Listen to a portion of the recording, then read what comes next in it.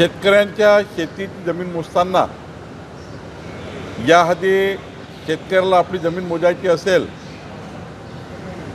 तर 10,000 12,000 आजूबाजूच्याही शेतकऱ्याची जमीन मोजण्याची आवश्यकता असायची आणि त्यानुसार मग खूप मोजणी किचकट आणि खूप मोठ्या प्रमाणावर शेतकऱ्यांचा त्या ठिकाणी त्यांना मोजणी फी भरावी लागत होती.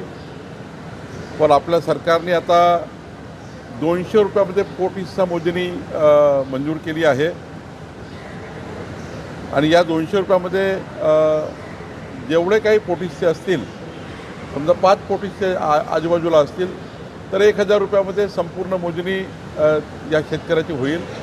त्यामुळं 10,000 12,000 15,000 पर्यंत ज्यांना खर्च लागत होता त्या शेतकऱ्यांना फक्त आता 1,000 रुपयामध्ये 5 पोट हिस्से असेल तर 200 प्रत्येकाचे 1,000 रुपयेच लागतील. त्यामुळं जवळपास खूप मोठा एक भार शेतकऱ्यावरचा दूर झाला आणि आता जमीन मोजणी सोपी झाली.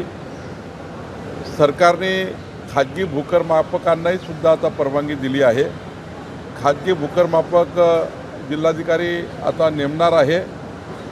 ते जे खाजगी भूकरमापकची मोजणी हे आमचे भूकरमापक जे आहे गव्हर्नमेंटचे ते त्याला सर्टिफाईड करतील आणि राज्यामध्ये पुढच्या वर्ष दीड वर्ष वेळ लागेल.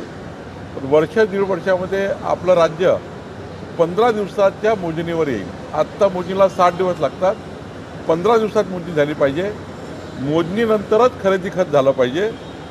खरेदी खत झाल्यानंतर म्युटेशन झालं पाहिजे. जर आपण हे केलं तर स्पॉटवरची परिस्थिती आणि रजिस्ट्रीमध्ये जे त्या ठिकाणी आराजी असेल ती सारखी असेल.